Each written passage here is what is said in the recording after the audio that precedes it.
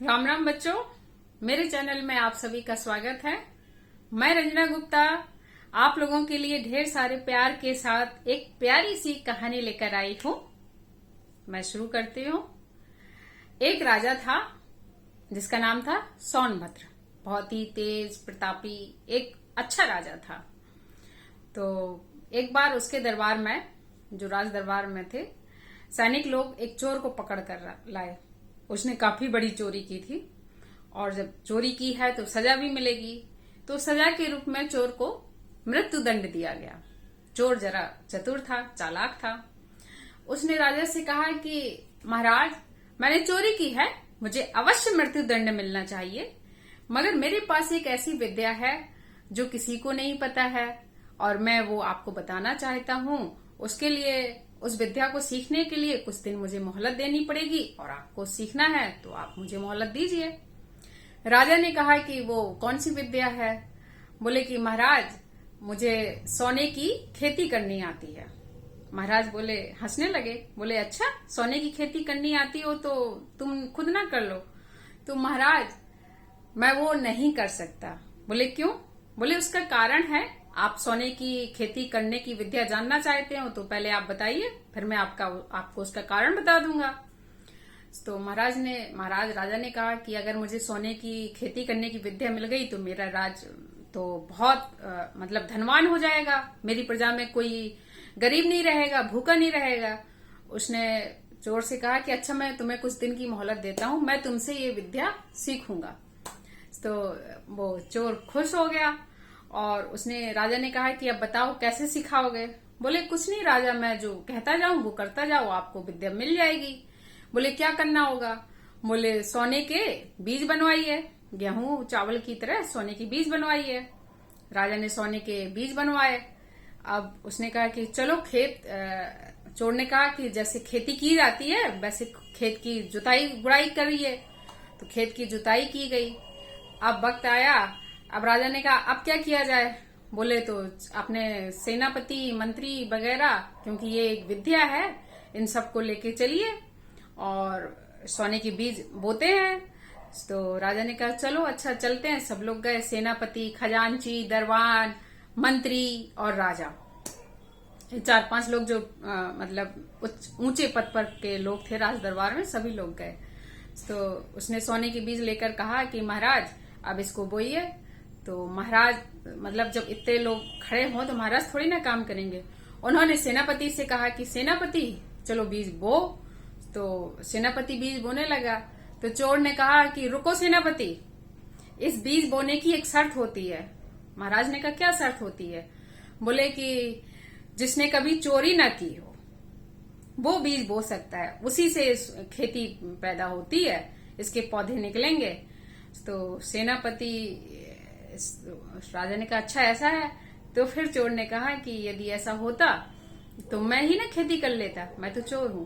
तो सेनापति ने कहा कि महाराज, मैं सेनापति हूं, सेना की भर्ती के समय थोड़ा बहुत रिश्वत ले लेता हूं मैं, और मैं तो मानता हूं कि मुझसे गलती हुई है। तो राजा को बड़ा आश्चर्य हुआ कि मेरे राज में रिश्वत ली जाती है। राजा ने कहा अच्छा एक साइड जाओ, अभी मैं खेती करने के बाद तुमसे बाद में निपटूंगा। तो अब सेनापति के बाद दरबान का नंबर आया। दरबान मतलब जो राजा राज दरबार तक अंदर ले जाता है लोगों को राजा से मिलवाने के लिए। तो दरबान ने से कहा कि अच्छा तुम ये बीज डालो खेतों में।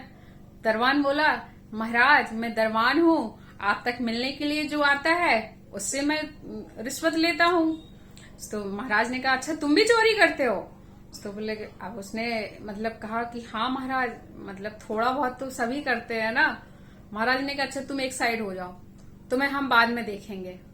अब तीसरे जो देखा, उसने खजांची से कहा कि खजांची मतलब जो राज्य का जो हिसाब किताब, रुपया पैसा खजाना रखता है, उसका हिसाब किताब रखता है वो। खजांची से कहा कि तुम देखो, तुम बीज डालो। तो खजांची बोला कि महाराज, मैं तो खजांची हूँ, थोड़ा बहुत इधर उधर करने पर आपको कहाँ से पता चलता है? मैं भी थोड़ा बहुत कर लेता हूँ, चोरी चपाटी, जैसे कर आया उसमें कुछ गड़बड़ कर दी, पता ही नहीं चलता है महाराज को। तो महाराज बोले अच्छा तुम भी, मुझे पता ही नहीं था कि मेरे राज दरबार में क्या क्या होता है, चलो एक साइड तुम भी, हम तुम्हें बाद में देखेंगे। अब उन्होंने मंत्री से कहा कि मंत्री तुम बीज डालो। तो मंत्री कहता है कि महाराज मैं मंत्री हूँ, आपका शुभचिंतक सलाहकार, मगर कुछ लोगों को जब काम कराना होता है तो मेरे पास आते हैं, तो मैं उनसे काम करवाने के उनसे कुछ न कुछ रिश्वत लेता हूँ। अब और सबको सच इसलिए बोलना पड़ा कि बीज डालने थे, उसका वो विद्या का उपाय था कि जिसने कभी चोरी न की हो। तो महाराज बड़े आश्चर्य में कि मेरे दरबार में सारे चोर हैं। तो चोर बोले अच्छा मंत्री तुम एक साइड जाओ, मैं तुम्हें बाद में देखता हूँ। तो जो चोर था बोले महाराज इन सब ने तो चोरी की है, आप क्यों नहीं डाल देते, आप तो महाराज हैं, आपने तो कभी चोरी नहीं की होगी।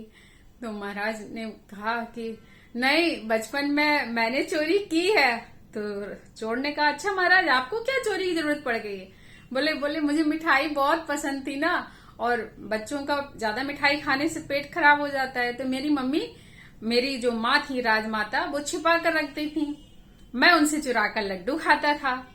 तो चोर बोला महाराज जब आप भी चोर, आपके मंत्री भी चोर, आपका सेनापति भी चोर, तो मैं अकेले सजा क्यों पाऊं। महाराज उसकी चतुराई पर प्रसन्न हो गए और उसको मृत्यु दंड देने से मना कर दिया और कहानी खत्म हो गई। बाकी और लोगों को भी राजा ने सजा दी, पर चोर को छोड़ दिया गया और कहानी खत्म हुई। तो बच्चों, चोर अपनी चतुराई से उसने अपनी सजा भी अलग कर दी, सजा से बच गया। तो हमारी चतुराई और होशियारी कभी कभी हमें बड़ी मुसीबत से बचा लेती है। कहानी खत्म हुई, और कहानी अच्छी लगी हो तो लाइक शेयर एंड सब्सक्राइब करना, आप अपने दोस्तों के साथ शेयर कर सकते हैं। यदि आप चाहें तो आपके दोस्त भी ये प्यारी सी कहानी सुने। Thank you, bye bye.